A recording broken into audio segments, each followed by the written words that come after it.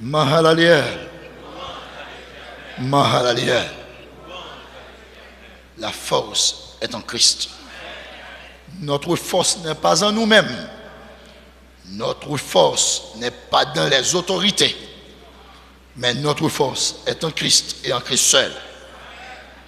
Mes bien-aimés, nous allons lire la parole de Dieu dans le livre d'Exode au chapitre 4. Exode chapitre 4, versets 24 à 26. Je lis, pendant le voyage, en un lieu où Moïse passa la nuit, l'Éternel l'attaqua et voulut le faire mourir. Séphora prit une pierre aiguë, coupa le prépuce de son fils et le jeta aux pieds de Moïse, en disant, « Tu es pour moi un époux de sang. » Et l'Éternel le laissa. C'est alors qu'elle dit, « Époux de sang », à cause de la circoncision. Vous avez le texte. Vous prenez pour moi, s'il vous plaît, la lecture de ce texte.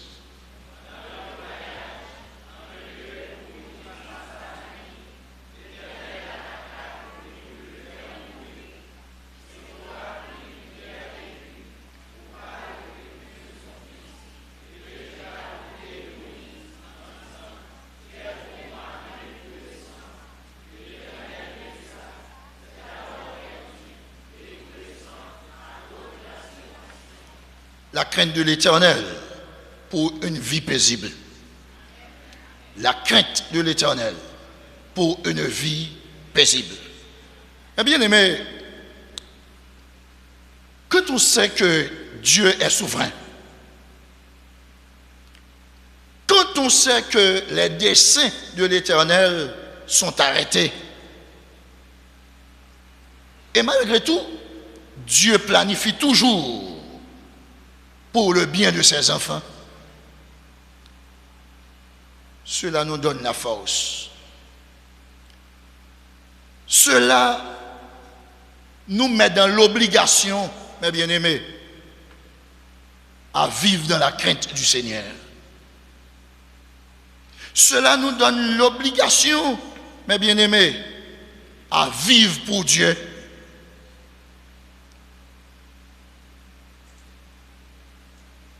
On apprend à vivre pour Dieu. On apprend à faire confiance à Dieu. Parce qu'on sait qu'il est souverain. Quand il décide, il décide. Et quand il décide pour nous, c'est pour notre bien. Là, on apprend à lui faire confiance. On ne peut se permettre, mes bien-aimés, de discuter avec Dieu. On doit appliquer ipso facto tout ce qu'il dit. C'est ça, quelqu'un qui vit dans la confiance de Dieu. Mes bien-aimés, c'était le cas pour Abraham. Quand Dieu a demandé à Abraham de lui donner Isaac, son fils unique, l'enfant de la promesse, en sacrifice, sur le mont Moriah, Abraham n'a pas discuté à l'Éternel. Abraham n'a pas pu prendre du temps pour réfléchir, pour dire, est-ce Dieu, est-ce vraiment Dieu?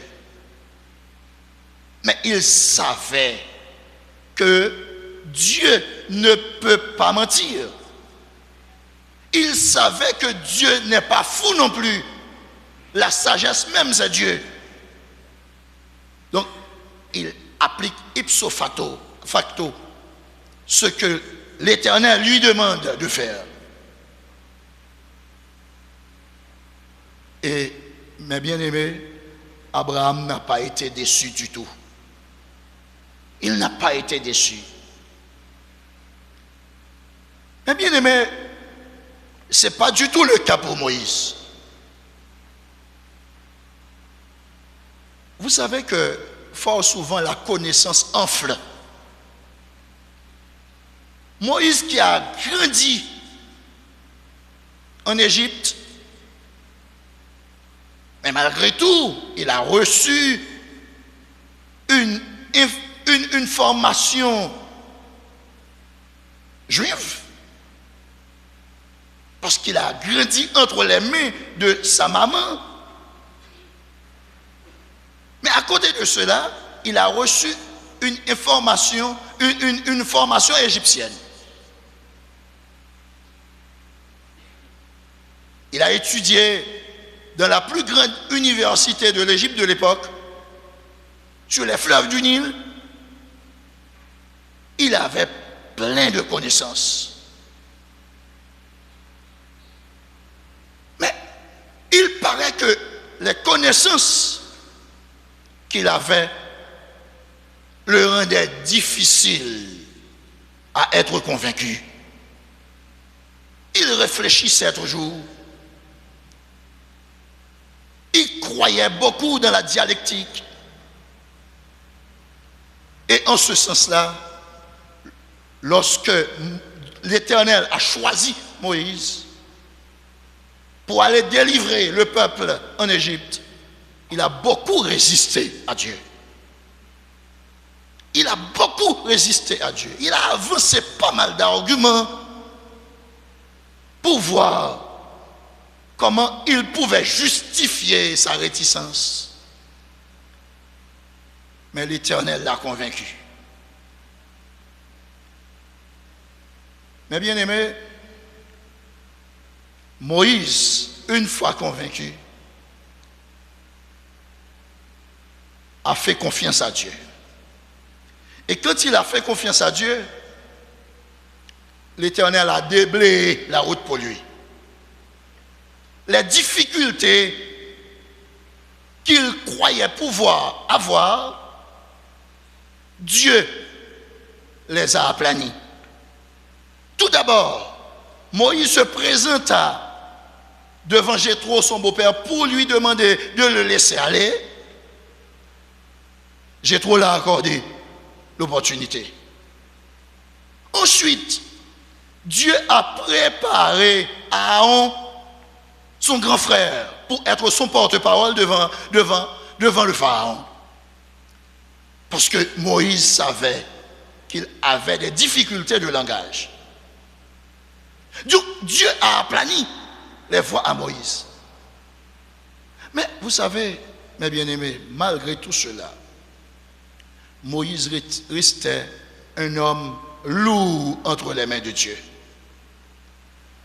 Parce qu'il avait beaucoup de connaissances. Lorsqu'il est arrivé à Moïse d'avoir 2 enfants mâles, Moïse savait ce que disait la loi. Moïse devrait les faire circoncire. Moïse peut-être ne l'a pas fait à cause de sa femme. Parce que sa femme était madianite. Ce n'était pas du tout dans la culture des madianites de pratiquer la circoncision. Il paraît que la femme de Moïse était en opposition avec lui pour préserver peut-être l'unité dans le foyer, pour chercher peut-être la paix dans le foyer. Il a préféré désobéir à Dieu. Là, mes bien-aimés, il y a un danger. Que dit la parole de Dieu à ce sujet? Nous lisons dans Genèse, chapitre 17, versets 9 à 14. Genèse, chapitre 17, versets 9 à 14. Que dit l'Éternel à Abraham à travers son alliance? Dieu dit à Abraham: toi, tu garderas mon alliance, toi et tes descendants après toi, selon leur génération. C'est ici mon alliance que vous garderez entre moi et vous et ta postérité après toi. Tout mâle parmi vous sera circoncis. Vous vous circoncirez Et ce sera un signe d'alliance entre moi et vous. À l'âge de 8 jours, tout mâle parmi vous sera circoncis selon vos générations, qu'il soit né dans la maison ou qu'il soit acquis à prix d'argent de tout fils d'étranger, sans appartenir à ta race. On devra circoncire celui qui est né dans la maison et celui qui est acquis à prix d'argent. Et mon alliance sera votre chair, dans votre chair, une alliance perpétuelle. Un mâle incirconcis, qui n'a pas été circoncis dans la chair, sera exterminé du milieu de son peuple. Il aura violé mon alliance. Donc, l'Éternel est clair là-dessus. Donc, on n'a pas à réfléchir sur ce que l'Éternel a dit. Ce que l'Éternel dit, mes bien-aimés, on l'exécute une fois pour toutes. On n'a pas à réfléchir, mes bien-aimés. La parole de Dieu dit, un enfant mâle non circoncis était retranché de son peuple, car il avait rompu l'alliance de Dieu. Dans le cas de Moïse, mes bien-aimés, c'était le père qui souffrait de son refus de circoncire son fils. Ainsi, pour une petite négligence, mes bien-aimés, apparemment pour satisfaire les désirs de sa femme, on peut être pour sauvegarder la paix, ou bien pour sauvegarder la paix dans son foyer. Moïse a failli de perdre la possibilité de servir Dieu et de gâcher 80 années de préparation et de formation. Dieu a beaucoup investi en Moïse pour qu'il soit ce qu'il était. Mais Moïse reste à réfléchir. Moïse restait à questionner. Mais, mes frères et sœurs, devant les lois de Dieu, il n'y a pas de questionnement. Devant les principes établis par Dieu, on ne questionne pas. On n'a pas le droit même de réfléchir sur ce que Dieu pense. D'ailleurs, nous sommes limités. Comment nous pouvons réfléchir à ce que Dieu dit? Quand Dieu parle, on applique, tout simplement. Mais bien aimé, le but de cette histoire est de montrer que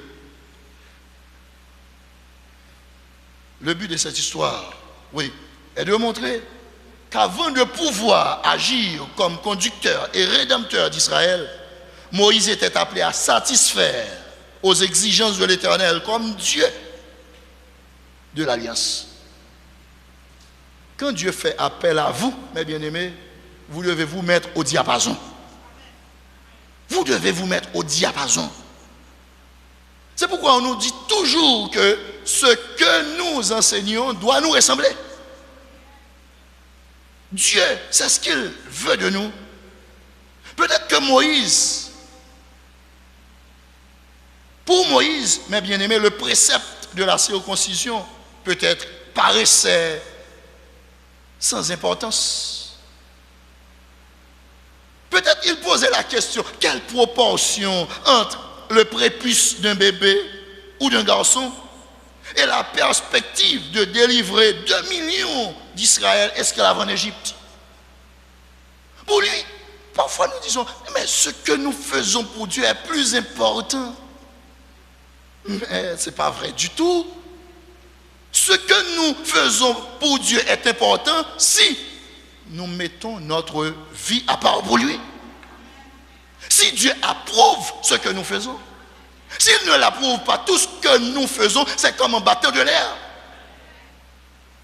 Mais bien aimé, Dieu ne l'entendait pas ainsi. Pour lui, c'était primordial, ces lois. Dieu ne joue pas avec ses lois. Dieu ne joue pas avec ses principes. Et Dieu ne donne pas d'explication non plus quand il donne ses principes. D'ailleurs, il ne nous doit pas d'explication. nous sommes là pour appliquer.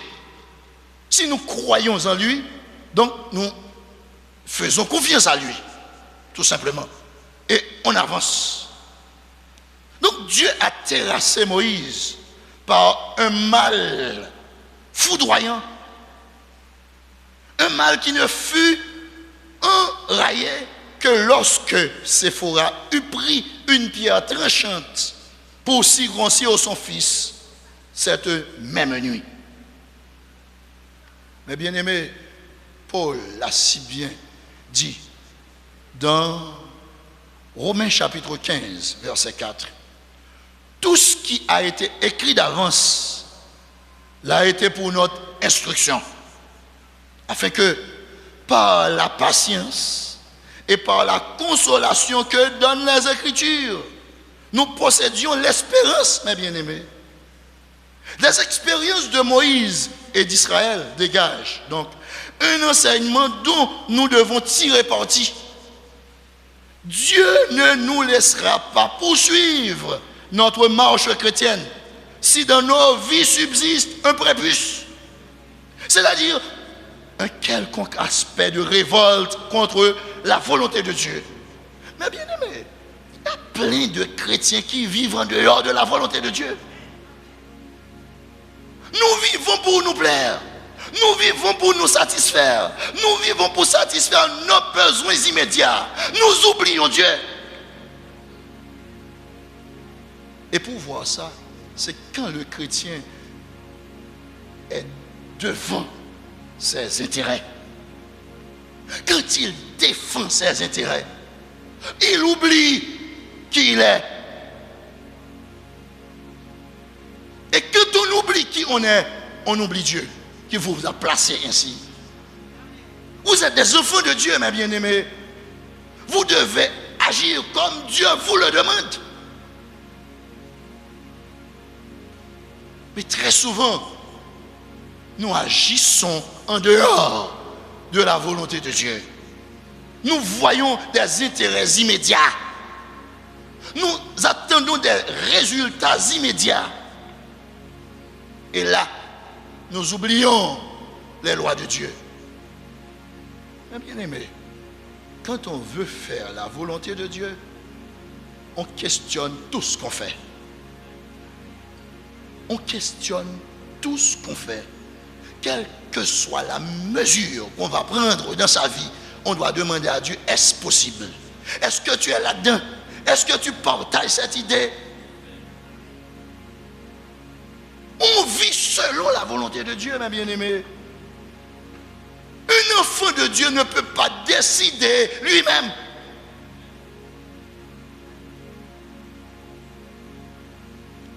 Vous allez subir une interview pour un travail. D'abord, demandez à Dieu ce qu'il pense. Demandez à Dieu de faire sa volonté à travers cette interview. C'est pas, la prière ne doit pas être ainsi. Seigneur, fais-moi trouver ce travail. Ce n'est pas une bonne prière. Vous ne savez pas si la volonté de Dieu est dans ce travail. Les prières sont très mauvaises. Les prières sont très mal orientées, mes bien-aimés. Il faut connaître Dieu. Il faut savoir ce que Dieu veut. Il faut apprendre à vivre pour Dieu. Il faut apprendre à vivre dans la crainte de Dieu. Et c'est ça la crainte de Dieu. Vivre selon sa volonté. C'est ça la crainte de Dieu. Et très souvent on le définit ici, c'est pas avoir peur de Dieu, mais c'est vivre pour lui. C'est ça crainte Dieu. Crainte Dieu, c'est pas avoir peur de Dieu.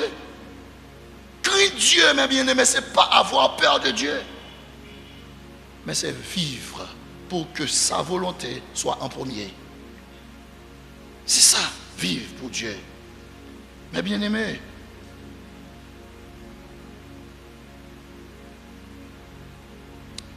les préceptes erronés,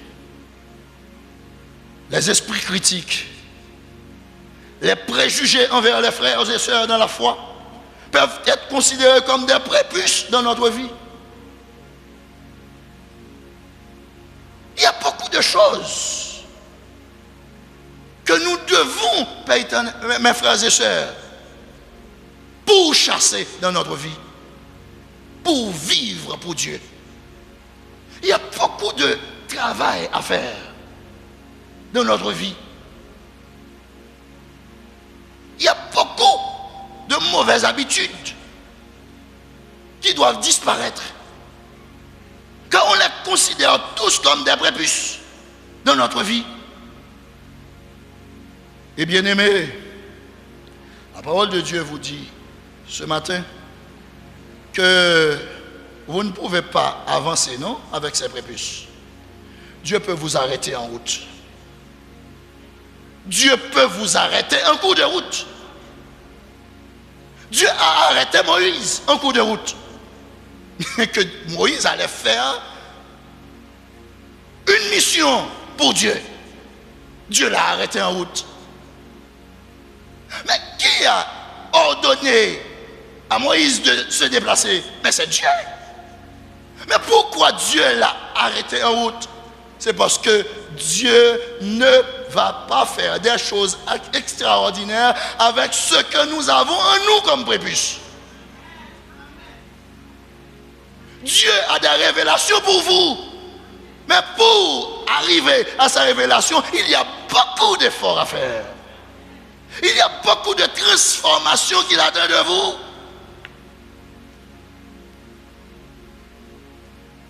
Tout ce qui nous rend lourd entre ses mains, nous devons être dépouillés de ces éléments-là. Mais bien aimés, c'est pourquoi la parole de Dieu nous réclame la sanctification. Nous mettre à part pour lui. Mais bien aimés, il y a des mal qui sont en nous. Des mots qui sont en nous. Mais bien aimés, ces mots-là, pour les sortir, il faut du temps, oui, pour Dieu. Il faut passer du temps dans le jeûne. On peut considérer ces mots-là comme des démons dans notre vie. C'est le jeûne. C'est de la prière. C'est du temps à part. Parfois, on n'a pas besoin de la présence de quelqu'un à ses côtés. Parfois, c'est seul, en intimité avec le Seigneur, qu'on va avoir la possibilité d'enlever ces démons. Et ce n'est pas vous qui allez enlever ces démons, mais c'est la relation intime que vous allez avoir avec Dieu. La lumière de Dieu en vous va pourchasser les démons. Quand vous laissez du place pour la lumière de Dieu, pour les rayons lumineux de Dieu dans votre vie, là, les démons vont être pourchassés. Parce que sans ce pouvoir, vous n'allez pas arriver, Seigneur, mes frères et sœurs, à ce niveau. Non. C'est pourquoi la parole de Dieu nous dit que la chair et le sang n'héritera pas le royaume de Dieu. Ce n'est pas avec la chair, ce n'est pas avec la force du sang, mes bien-aimés. Ce n'est pas avec l'énergie que vous avez, que vous allez pourchasser ces éléments-là. Ce n'est pas avec les réflexions que vous faites tout le temps. Le monde d'aujourd'hui nous place dans des réflexions en tout le temps. C'est comme si nous-mêmes, nous pouvons faire quelque chose. Mais pasteur Kelly vient de le chanter, la force est en Christ. Nous ne pouvons rien faire. Vous voyez, devant ce qui se passe autour de nous en Haïti, mes bien-aimés, nous ne pouvons rien faire. Ces situations nous dépassent. Nous sommes tous dépassés. Les autorités sont dépassées, mes bien-aimés. Dieu seul peut intervenir. Je ne sais pas comment il va intervenir, mais il va intervenir quand même. Parce que l'Église est en prière. Si l'Église est sincère, si l'Église cherche réellement Dieu de tout son cœur, Dieu va descendre. Et ce n'est pas le moment pour nous, mes bien-aimés, de penser que nous pouvons faire telle ou telle chose. Frères et sœurs, trop souvent, nous croyons en nous-mêmes. Trop souvent, nous comptons sur nous-mêmes. Et c'était arrivé à Moïse. Moïse se voyait devant la mission. Mais devant la mission, vous ne pouvez pas vous voir. Voyez qui vous a envoyé. Et celui qui vous a envoyé va vous couvrir. Il va vous avaler. Et vous serez pleinement protégé. Parce que vous vivez pour lui et pour lui seul. Eh bien aimé, apprenons à vivre pour Dieu. Apprenons à vivre dans la volonté de Dieu.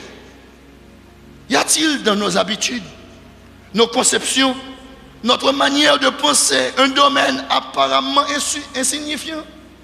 Très souvent, nous minimisons les choses. Ah, ça, c'est bon Dieu va entrer dans ça. Ça va le dire. Mais vous savez que ce germe, c'est Satan qui le met en vous pour diminuer le péché, pour diminuer le mal. Mais le péché n'a pas de grandeur. Le péché n'a pas de dimension. Le péché, c'est le péché. Quel que soit ce qui est en dehors de la volonté de Dieu, c'est péché. C'est fini.